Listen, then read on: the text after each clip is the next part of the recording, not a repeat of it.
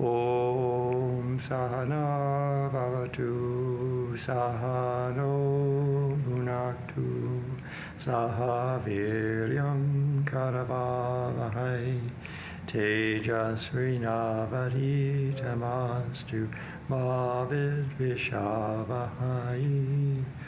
Om Shanti Shanti Shanti. May Brahman protect us. May he guide us and give us strength and right understanding. May love and harmony be with us all. Peace, peace, peace. And good evening. We are continuing with our classes on the works of Swami Abhedananda, and the lectures that we'll be covering in the next couple of evenings are on the 4 yogas. He's going to start with Raja Yoga, and I think that was probably his strongest suit. Are you familiar with the expression strongest suit? It comes from playing bridge. In bridge, you deal out to 4 players the entire deck of cards, and so everybody has 13 cards. And so you might have a mixture, or you obviously are going to have a mixture of spades, hearts, clubs, and diamonds. And you're going to have more of one than another because it's an odd number of cards. So the one that you have the most in is your strong suit. And while having a hand with 3, say 3 of one suit, 3 of another, 3 of another, and 4 of another, that's probably the most common. You might have a hand with a whole bunch of one suit. You might have 5 or 6 cards in one suit. So that would really be a strong hand, and obviously you'd have very few of the other suits, maybe only 1 or 2 in each of the other suits. So that's where the expression comes from, being in your strong suit. So in bridge, you want to bid your strongest suit. If you've got a lot of clubs, then you'll be bidding clubs. So I think the 4 yogas is something like that. We all have different tendencies, and the 4 yogas are 4 different ways to approach spiritual life. And the best thing to do is to blend the 4 yogas. Almost nobody is just one yoga. It would be as rare as having a bridge hand that has nothing but diamonds and completely void and everything else. That would be extremely rare, completely unlikely. So most of us are a blend of the 4, just as you would have a blend of cards in a bridge hand. And so it's nice to read about the 4 yogas, and then we might talk a bit about blending the 4 yogas together and the different ways they can do that. And we can see that they each actually do sort of merge into each other. They overlap and support each other. It's not like one is an exclusive path and negates all of the others. They're all actually synergistic and support each other.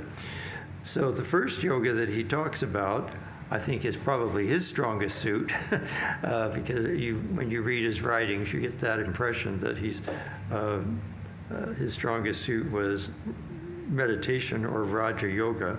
One of his more famous books was How to Be a Yogi. So we'll start with that one. So Atma, would you like to read for us? Thank you. The Hatha Yoga, as we have already seen, is wholly devoted to the control of the functions of the body, to the mastery of the physical forces, its ideal being a sound constitution, well fitted to overcome those physical and environmental conditions which stand as obstacles in the path of spiritual progress. The Raja Yoga, on the contrary, deals entirely with the mind and psychic power, and may be called the science of applied psychology.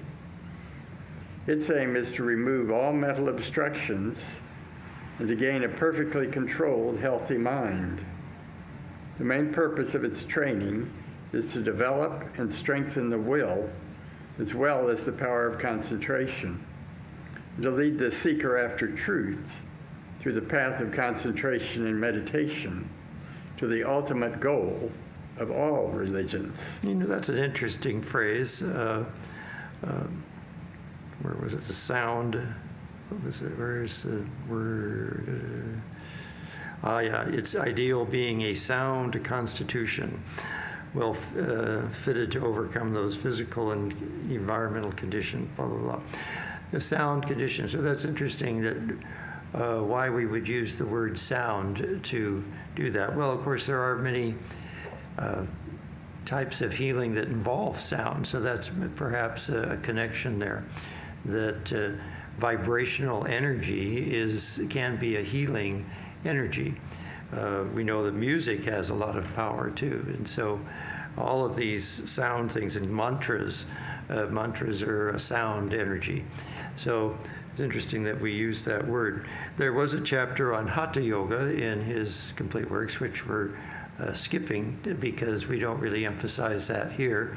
There are lots of yoga studios you can go to. You really need a big setup where everybody can, lie on the floor. We don't have a setting where you can lie on the floor to do Hatha Yoga exercises.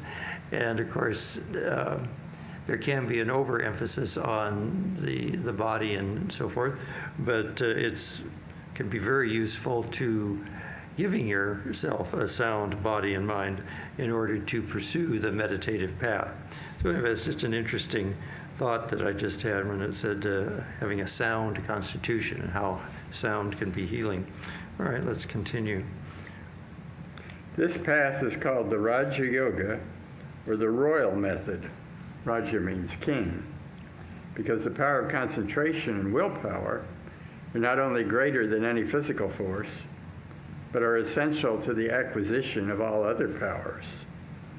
The man who possesses a vigorous mind, controlled by a well-developed will, with strong power of concentration, can easily become the master of physical nature, and in a short time attain the realization of truth. It is a special province of the Raja Yoga to teach how this can be accomplished. Its study has been encouraged by all those who have come in contact with the Raja Yogis of India, either in ancient or modern times. It was extolled by Pythagoras, Plato, and the Neoplatonists like Plotinus and Proclus, by the Gnostics and the Christian mystics of the Middle Ages. Even today, it is in some measure practiced by some of the Roman Catholic monks and nuns of the higher orders. Spinoza, Kant, Schopenhauer, Ralph Waldo Emerson spoke in praise of it, declaring its object to be unraveling the mystery of the nature of human soul and the unfoldment of the latent powers existing in each individual. It has been proved by the living example of the yogis that through its practice, that power can be acquired by which all other forces in the universe may be controlled. The Raja Yoga claims that whoever has gained mastery over his mind can govern all the phenomena of nature. Well, that would be an interesting homework assignment. We can make this a homework assignment. You can see if you can find references in the works of Pythagoras, Plato, the Neoplatonists, Plotinus, Proclus, and the Gnostics, and so forth, Ralph Waldo Emerson, Schopenhauer, Kant, Spinoza. It'd be interesting if we could find specific references that would relate to the power of Raja Yoga or the mind. They might not call it that, so it might be a little bit difficult to find the reference, but that would be interesting. So you might text us in the comments if you find any of those references or know of any of those particular references. It's funny, I can remember when I was I think it was probably 4th grade. I was kind of obsessed with getting good grades at that point. And history was not my strong suit, I can tell you that. But I studied like crazy. And I was stuck on a question. And so I just sat quietly, tried to picture where it was on the page. And somehow the answer came. I'm not sure how I did that. But anyway, so the power of the mind really is incredible. And of course, last week we were talking about the Christian Scientists. And so in that sense, that's Christian Science, you could say, is a kind of a combination of Jnana Yoga, affirming the truth, and Raja Yoga, using the powers of the mind to affirm that truth. So all these things do kind of interrelate. All right, let's continue. It teaches that mind is the sovereign power of the universe, that when its forces are properly concentrated upon any particular object, the true nature of that object will be revealed. Instead of using an instrument, if we properly utilize the mental powers which we already possess and focus them absolutely upon one point, we can easily know all the particulars regarding the thing upon which they are directed. This object may be physical, mental, or spiritual. The concentrated mind of a yogi may be compared to an electric searchlight. By throwing the converged rays of his mind towards a distant object, whether gross or subtle, all the details of that object are illumined and made known to him. The vision of ordinary persons is not so penetrating because their mental forces are dissipated like the scattered rays of an ordinary light. In the same way, if the mind can be concentrated upon internal objects or upon truths that exist in the realm of the universe, perfect knowledge of those things can be acquired. And of course, we do see that in the sciences. I think Luther Burbank would be a good example in the plant sciences, where he was actually a student of meditation. He was a member of the Self-Realization Fellowship Organization. And just through the power of his concentration and will, he did some remarkable things with plants. Other people that came up with various discoveries, certainly Nikola Tesla, who studied with Swami Vivekananda. I don't know whether he continued with Abhedananda or not. It's very possible. But we know he attended some of Vivekananda's lectures. And he had an incredible mind that penetrated the mysteries of the universe in ways that other scientists did not. I think that you could say that many times scientific discoveries are made because somebody has concentrated their mind on the problem and pondered it day and night.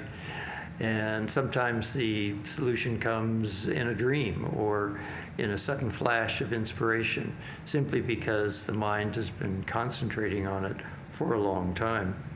All right. Thus, it becomes evident that the power of concentration is greater than sense power, or than that which can be gained by the help of instruments.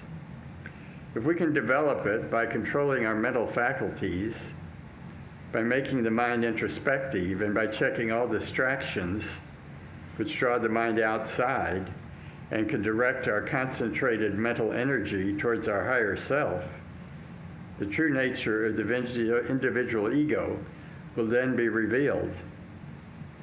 Then we shall realize that our immutable self is the soul of all, and that it is the same as the ultimate reality of the universe. We shall then perceive that the divine being, whom in ignorance we worship as separate from ourselves, is not far from us and not dwelling outside of us, but is our own omnipotent self residing within us. We shall also recognize that the same Spirit is one and all-pervading, and that it is the absolute truth underlying the name and form of every phenomenal object. This knowledge will emancipate the soul from the bondage of ignorance. Yes, and of course that's why discoveries can be made by focusing on a particular thing, is because the nature of consciousness permeates everything. And so it's you're simply taking your individual consciousness, which is usually isolated from the consciousness expressed in everything else, and connecting it in some way to some other aspect of consciousness. And of course, I think this is how psychics work and so forth. They're able to focus their mind in some way. So, well, let's take a musical break at this point, and we'll listen to a summary of Vivekananda's words on meditation. So in this particular song, if I can find it here.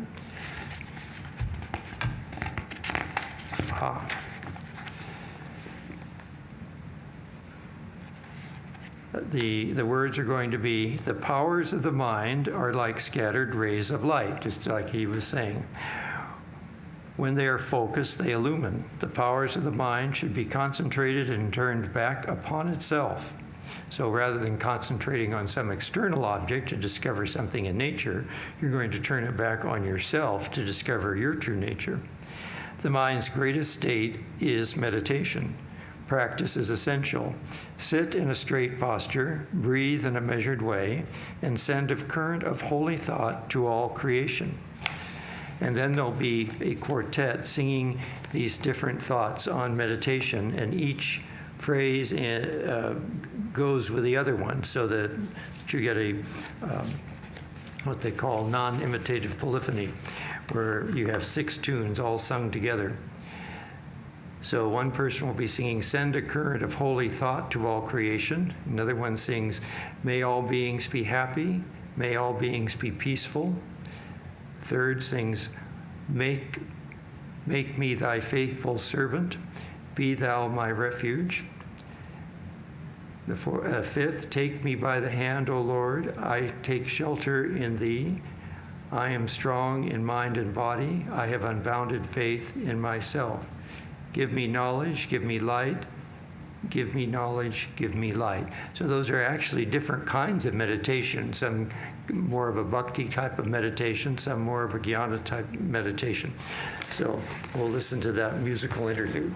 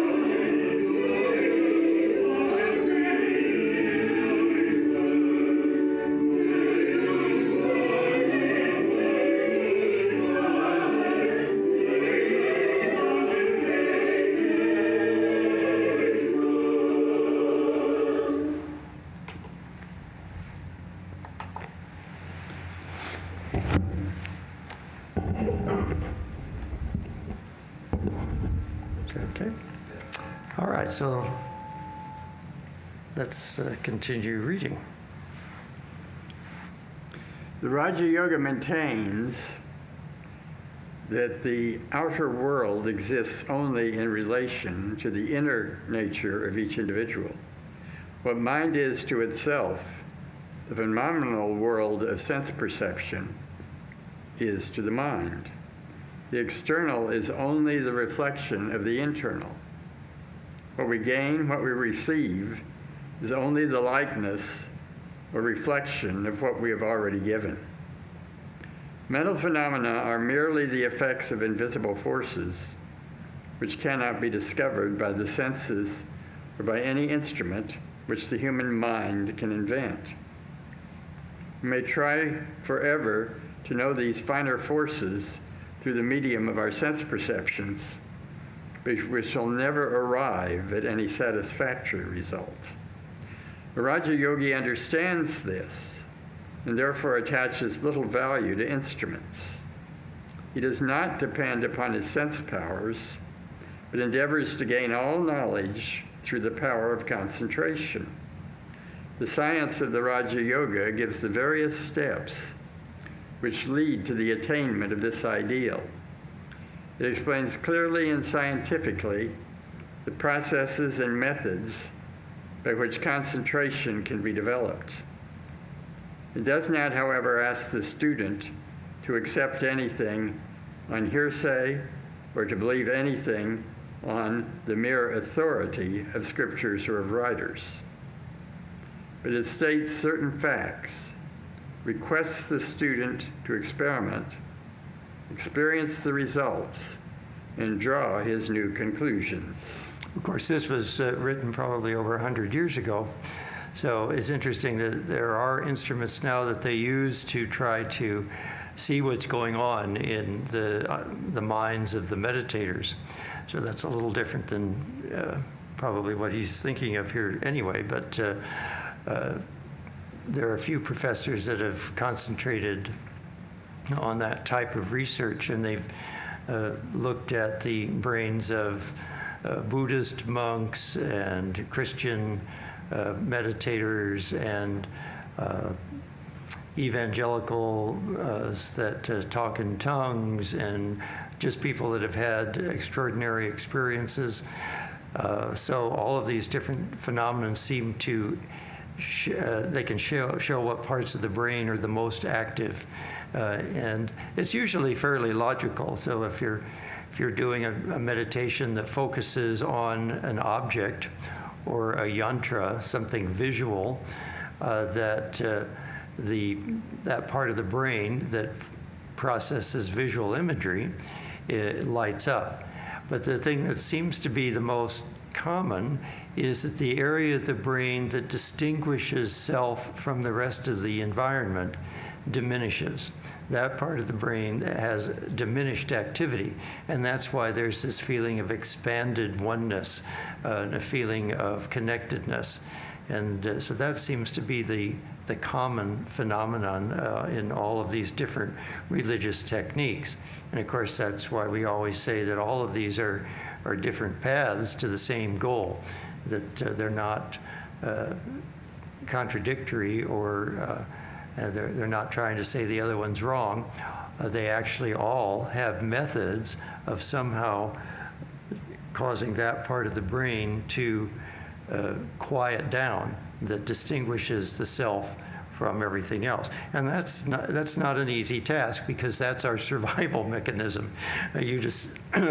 We're programmed as genetic organisms to survive, and so our brains have been programmed to tell us when we're going to be in danger of falling off a cliff, or eating something toxic, or being hunted down by a wild animal or something. And so all of these distinguishes in our environment are necessary for our survival.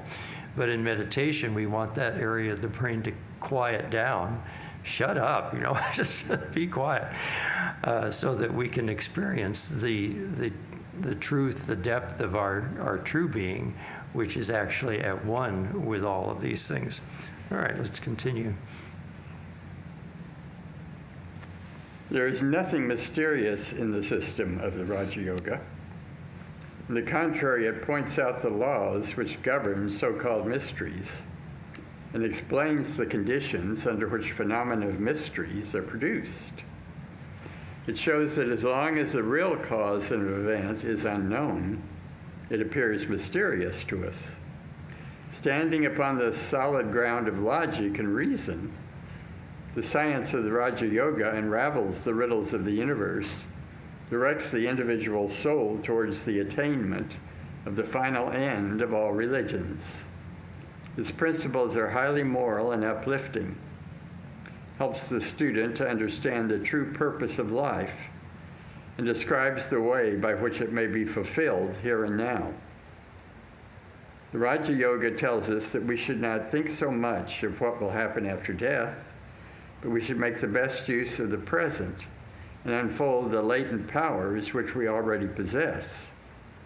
While it reminds us again and again of the fact that the advancement made in this life will be the foundation of future progress. If we gain or develop certain powers before we die, those powers will not be lost, but will remain with us wherever we go after death. The external possessions, as we know, cannot accompany us in the grave. The only things that we carry out of life are our character, our experience, and the knowledge gained therefrom. They are our real possessions, and the Raja Yoga will help us to develop their functions, since the chief object is to mold the character and lead the student to the knowledge of the divine nature of the soul. The methods which it teaches can be practiced without any secret organization, but merely by following the directions of a true Raja Yogi, who is pure and simple, whose mind is free from doubts, and who is unattached to the objects of the phenomenal plane. So the expression, you can't take it with you, doesn't apply to your character and your spiritual achievements in this lifetime. And I don't know what secret organizations he was talking about, but there may have been certain mystical organizations, perhaps something like the Rosicrucians or the, what was the other one? The Knights Templar. There's another one I can't think of right at the moment. Perhaps that was what he was referring to. So, let's see, do we have a little more? Yes, let's continue. The practice of the Raja Yoga is divided into 8 steps. The first 4 are the same as those of the Hatha Yoga. The first and second, Yama and Niyama, include all the ethical laws that govern our moral nature. The strict observance of these laws is necessary to the practice of the other steps of the Raja Yoga. All the fundamental principles of ethics expounded by Buddha and all the truths proclaimed in the Sermon on the Mount are contained in these first 2 steps. A beginner in the practice of the Raja Yoga should live a strictly moral and pure life.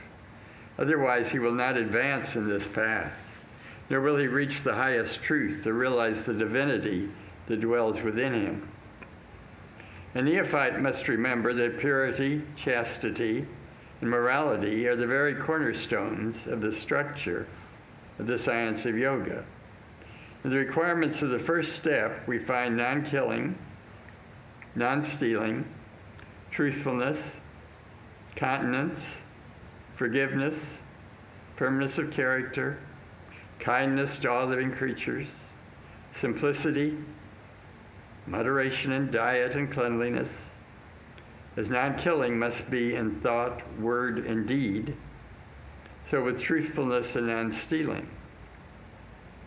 The character must be firm, for the student must persist in the face of all objects until spiritual perfection is reached. Yes, and you know, when you look at those requirements, you see that really, if you can follow those dictums, you'll find that your mind becomes peaceful. If you've told a lie, or you've stolen something, or broken any of those other moral laws, then you find that your mind's going to be disturbed. You're going to be worried about it. What if somebody finds out?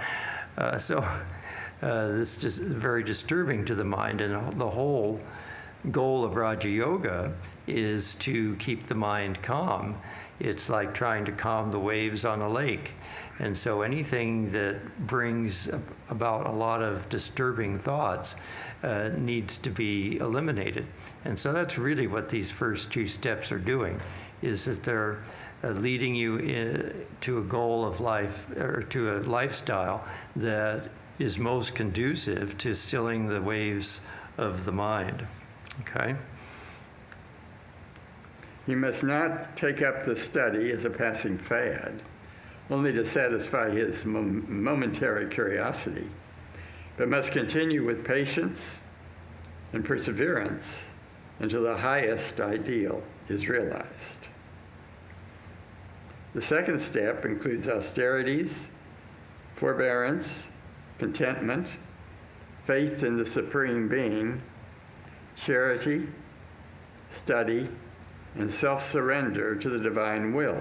Oh yeah, I was going to mention, it was mentioned forgiveness here, and forbearance and contentment and so forth.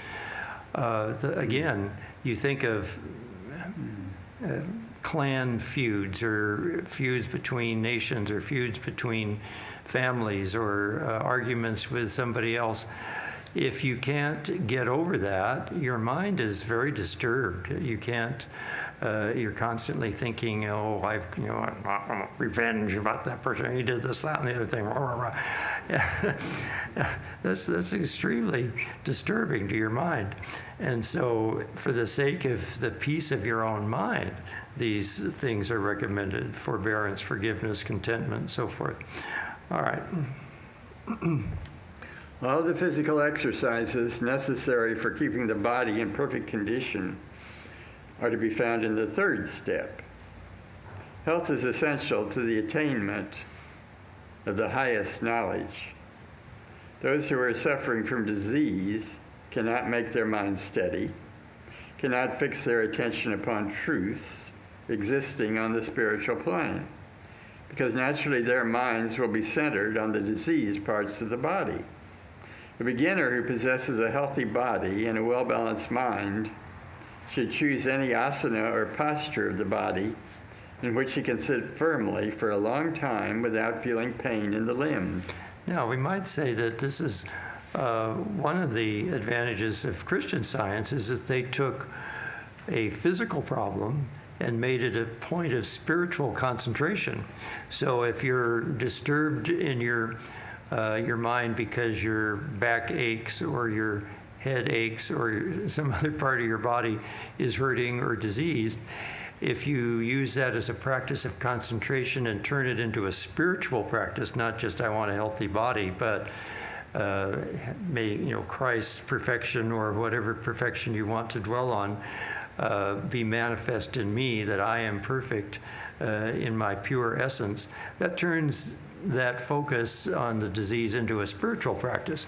And so that's an advantage there. So if you find that your body is not in perfect health, and that there's things that are distracting you from being able to meditate, perhaps that type of approach would be something that you could do to help combine that distraction into a spiritual practice. Turn that into a way of focusing on the divine. Okay? In the practice of the Raja Yoga, however, one need not be so particular regarding the posture of the body. The student should simply observe that the spinal column is kept perfectly straight while practicing breathing lessons in a sitting posture. The pranayama, or the breathing exercises, constitute the fourth step. The practice of certain breathing exercises will remove many obstacles, like dullness, laziness, and bodily weakness. It will be helpful in gaining control over the senses, sense organs, and nerve centers, as also in quieting the restlessness of the mind. Anyone who will practice such breathing exercises regularly will acquire wonderful power over both his body and mind. He who suffers from worry, anxiety, nervousness, or insomnia can obtain excellent results even in a few days by the practice of proper breathing exercises. Those who study the science of breathing will know what these results are. But the main object of the pranayama and the Raja Yoga is to develop the power of concentration. And of course, we always warn against overdoing it. You know, lots of things are good for you, but when you overdo them, they're not so good. You know, maybe taking a little aspirin, a quarter aspirin every day might be good for you if the doctor thinks that's something good for you. But just because a quarter of an aspirin is good, it doesn't mean taking 4 aspirin a day is good for you. In fact, you might end up with a bleeding ulcer. So the same thing with pranayama. Sometimes people get so enthused about the power of pranayama that they think, well, gee, if I, instead of doing it for 5 or 10 minutes and just doing the ones recommended by Vivekananda or Abhedananda or your own particular spiritual teacher, I think I'll do it for several hours a day and just speed the process up. Well, the problem is, you're probably not completely established in the yamas and niyamas yet. And you can stir up all sorts of energies in the body that are extremely difficult to handle, and it can lead to insanity or great mental imbalance. So it's something to be very cautious of, and we always suggest that you get a good experienced teacher in Raja Yoga before you attempt to try any breathing exercises that you just happen to read in some book or something, or a YouTube video. Okay, all right. Yeah, I remember here, especially in the early days, that they were very much discouraged, breathing exercises. Making the mind introspective is the 5th step. It's called pratyahara. If we can withdraw the mind from external objects, fix it on some inner object, and bring it under the control of the will, we shall accomplish all that is required in this step. The practice of pratyahara is preparatory to concentration. Before the student is able to concentrate on any particular object, he must learn to gather up his scattered mental powers. This process of collecting the powers of the mind and of restraining it from going out to external objects is what the yogis designate as pratyahara. Concentration follows next. After going through the 5 preliminary steps, if one takes up concentration, the results achieved will be extraordinary. Those, however, who have not practiced the introductory steps will find this one extremely difficult, for the ground must be prepared before good results can be gained. Meditation is the 7th stage, and through it one passes into samadhi, or the state of superconsciousness, which is the 8th and the last step. In this step, the 6th sense of finer perception is developed. The spiritual eye is opened, and one comes face to face with the divine being dwelling within.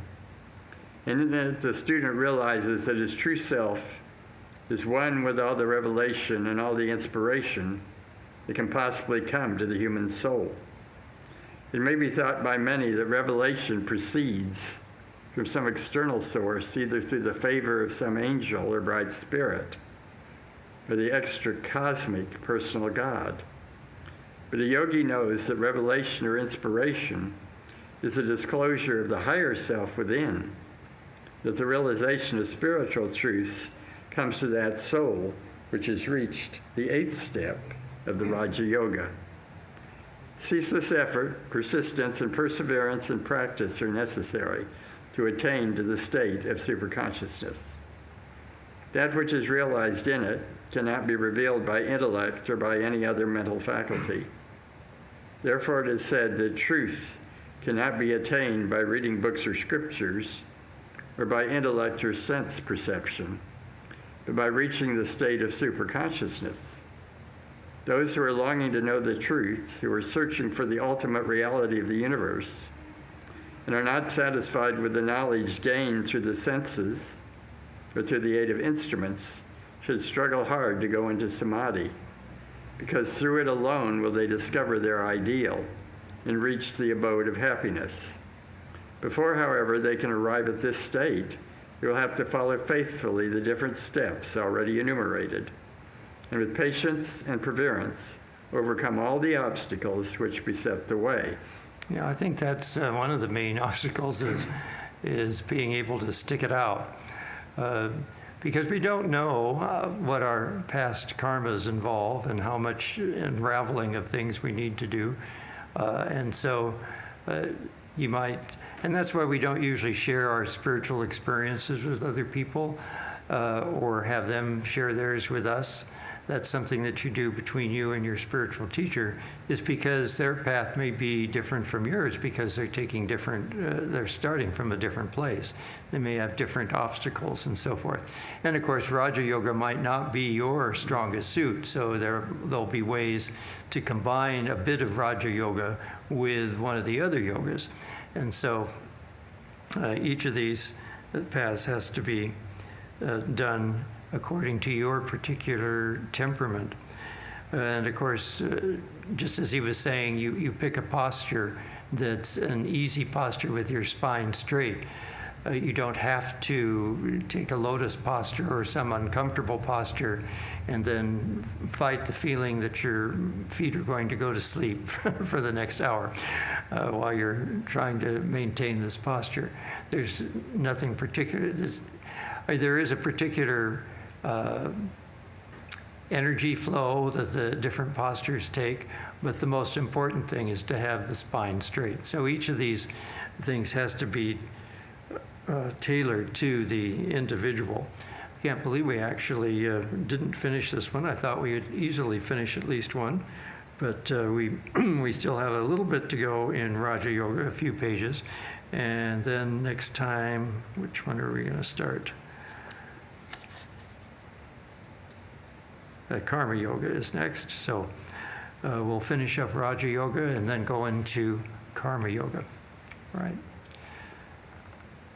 Om Purnamada Purnamidam Purnat Purnamudachyate Purnasya Purnamadaya Purnameva Vashishyate. Om Shanti Shanti Shanti. Filled with Brahman are the things we see not. Filled with Brahman are the things we see. Filled with Brahman are the things we see not. From out of Brahman floweth all that is. From Brahman all, yet is it still the same. Om, peace, peace, peace.